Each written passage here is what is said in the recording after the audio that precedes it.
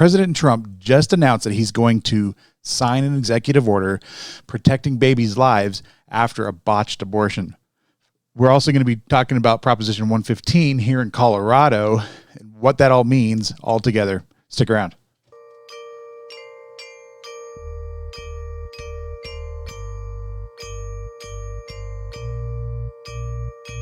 You're listening to the Paul Procise Podcast.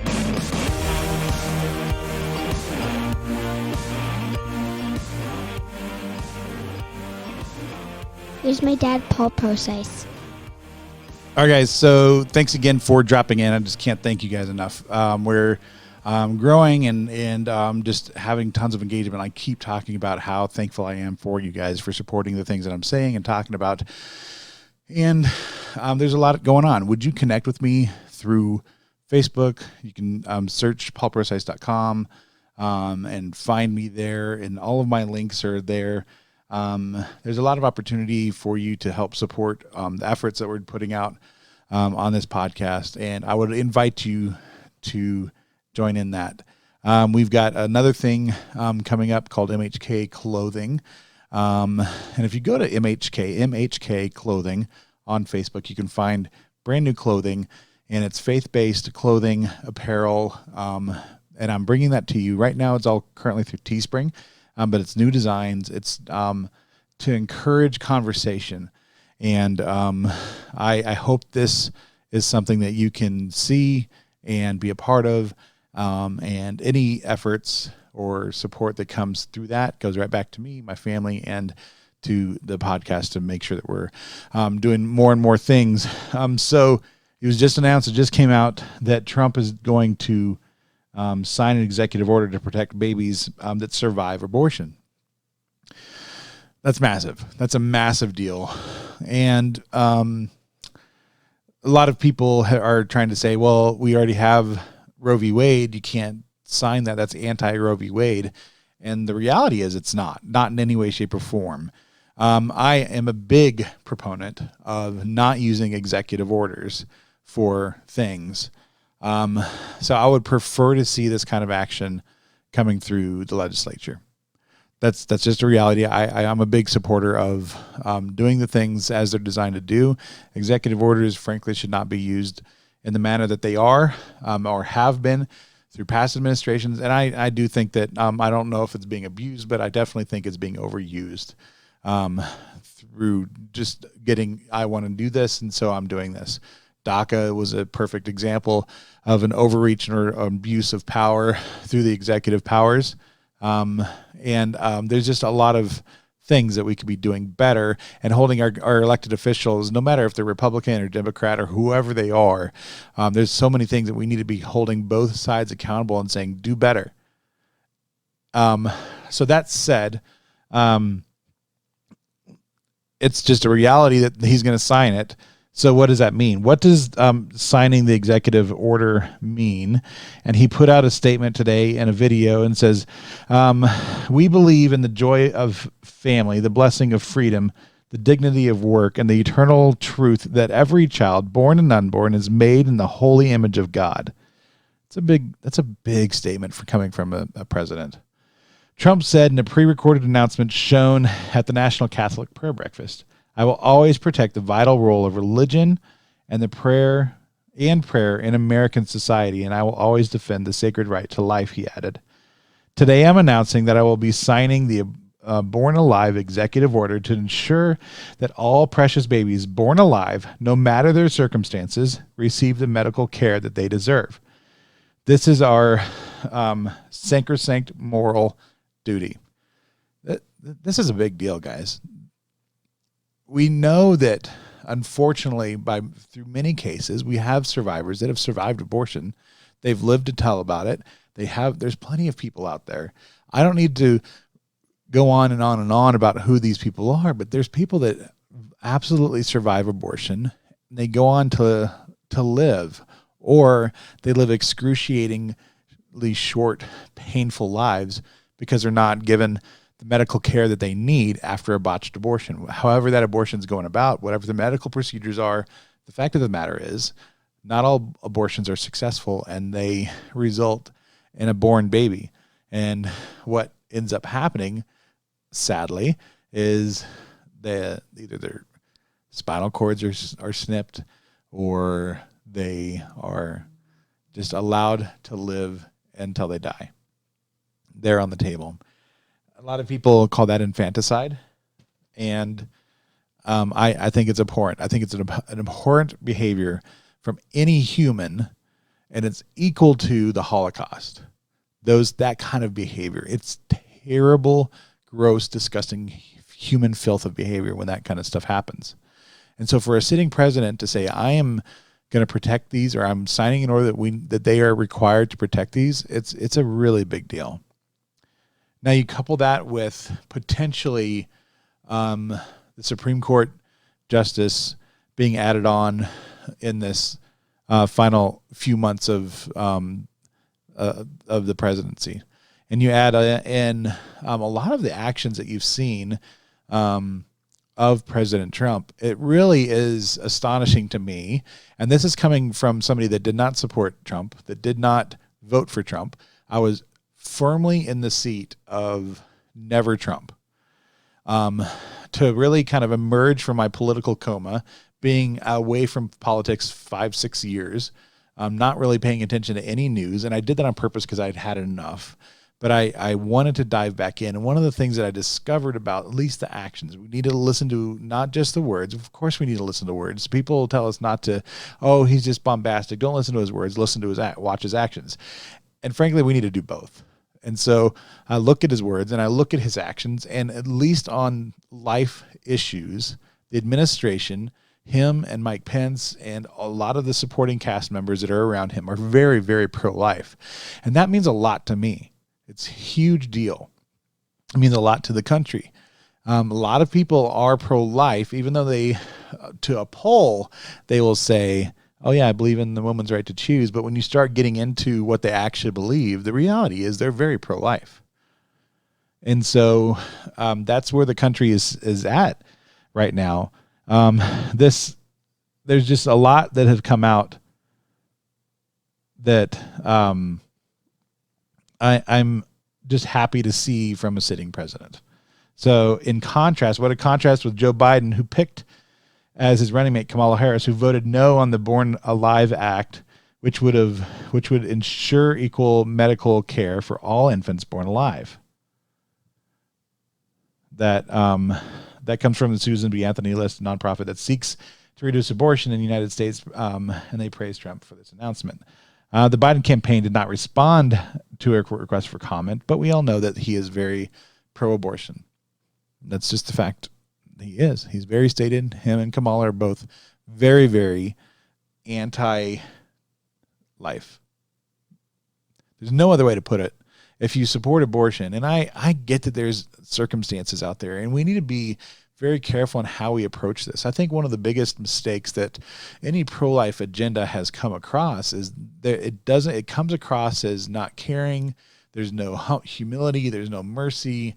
There's no understanding. There's no forgiveness. There's just the lack of humility in the pro-life movement is really frustrating to me. And we need to have understanding. And there's circumstances that people get themselves into that they don't know how to get out of. And there's amazing opportunities to come along people like that and say, we hear you. We see that you may have gotten into a situation, or you may have been placed in a situation that was not your choice. But there's ways that we can deal with these issues that doesn't end in ending life.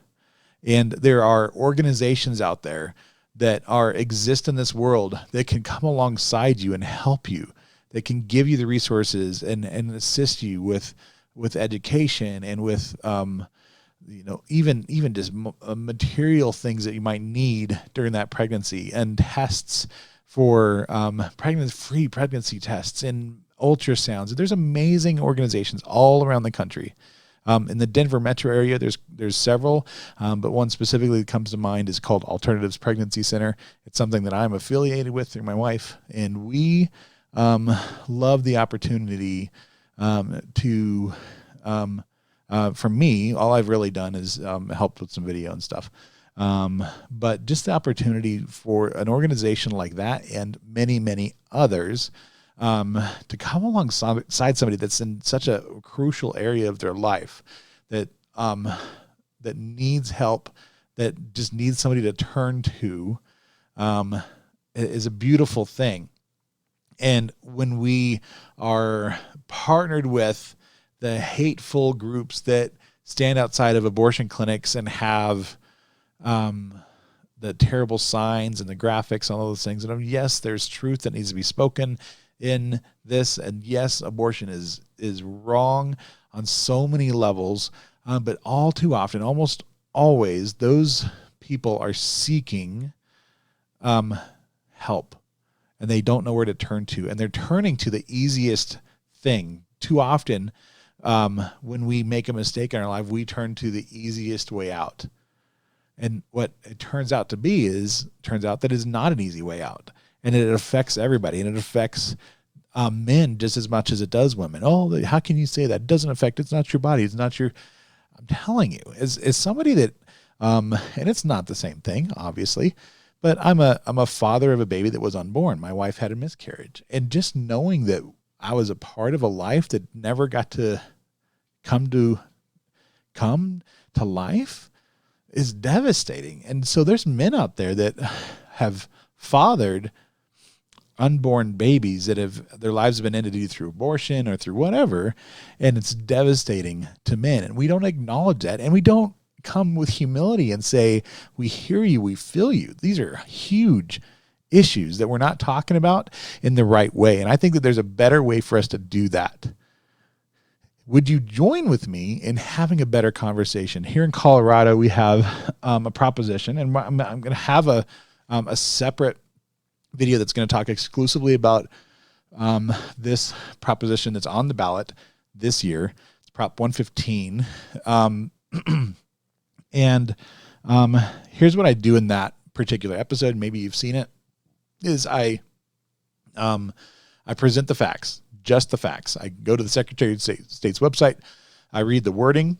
I say who's for it, who's against it. I show you where to find the information for and against. And then that's it. And then at the last half of the episode, I'll give my opinion. But I really want it to be a resource for voters because in Colorado specifically, we are all mail-in ballot state. Now, you can vote in person if you choose to, but we receive our ballots in the mail. And so I see that there's going to be people that won't have any idea what these ballot issues are, and they're going to go to Google. That'll be the first thing that they turn to and type in Prop 115 or Prop 116 or 120 or whatever is on there. And so I'm trying to hopefully be a resource to people and then have a good discussion after I've presented just the facts. And so if you wouldn't mind going and sharing those things, especially if you have or know people that are in Colorado, share that with them. Get them the proper information, and then try to filter through a respectful voice that I hopefully try to provide on a regular basis. I fail at things. I get frustrated, and things are definitely very frustrating in this political atmosphere, aren't they? So there's obviously going to be a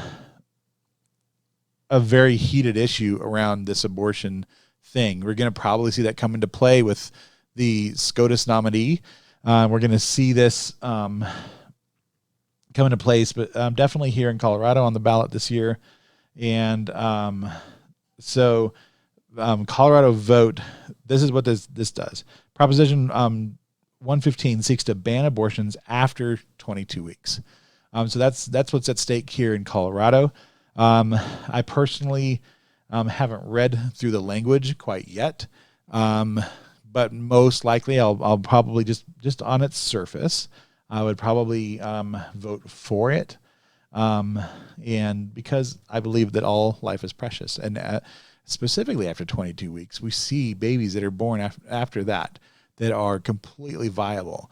And if we don't stand up for this and do the right thing and say, why are we allowing this to happen in our society, then what good are we? Our society has so many other issues, and if we're not willing to at least stand up for the most vulnerable among us, then what are we? Who are we as a nation?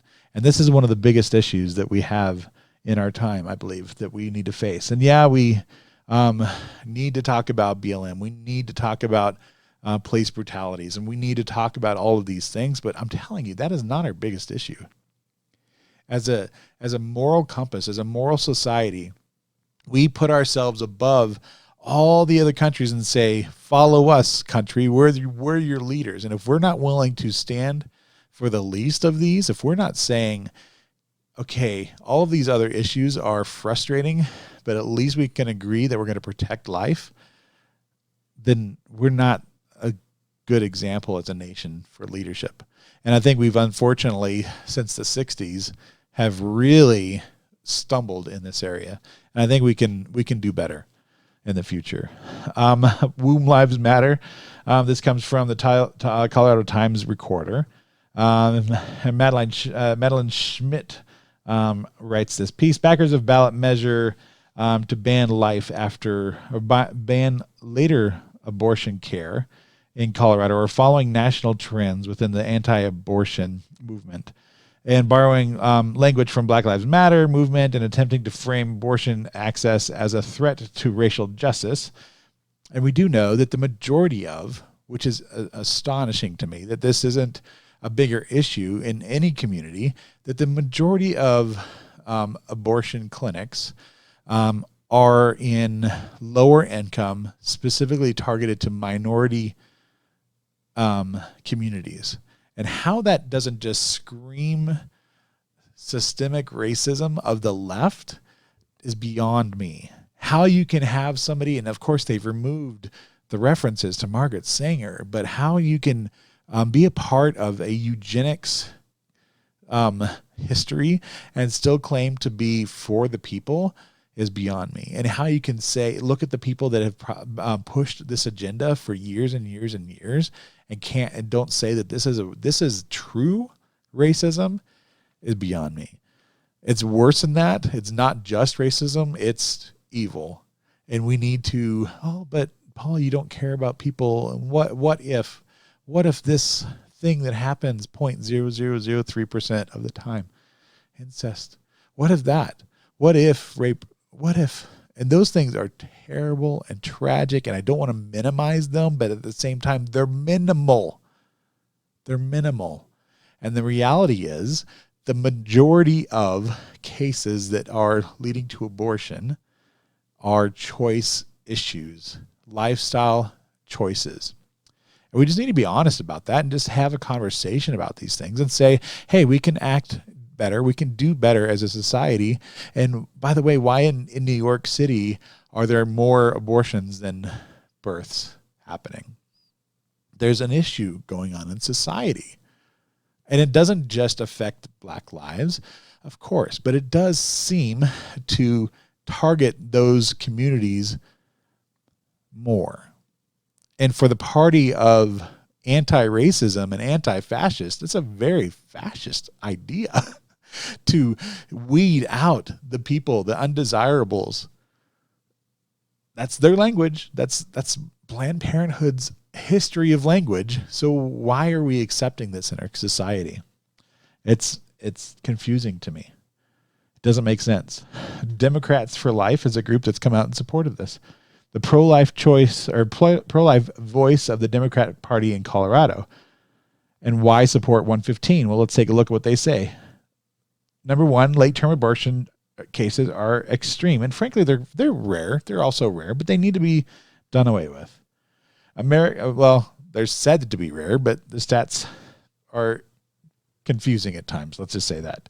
Americans consider late abortion extreme. There is broad bipartisan consensus that late-term abortions should be restricted. According to Gallup poll, only 18% of Democrats and 13% of independents and 6% of Republicans believe that the third trimester abortions should be legal. In a recent Marist poll, 70% of Americans feel that abortion should be restricted to the first 3 months of pregnancy or less. Only abortion rights extremists support late-term abortion. Colorado is one of the only 7 states that permit late-term abortion after 24 to 25 weeks. Only 5 of 198 countries in the world allow unrestricted abortion after 24 weeks. 3 of these countries are notorious human rights abusers: China, North Korea, and Vietnam. They're all communist countries, and we are lumped in with that. What does that tell you, folks? Seriously, what does that tell you?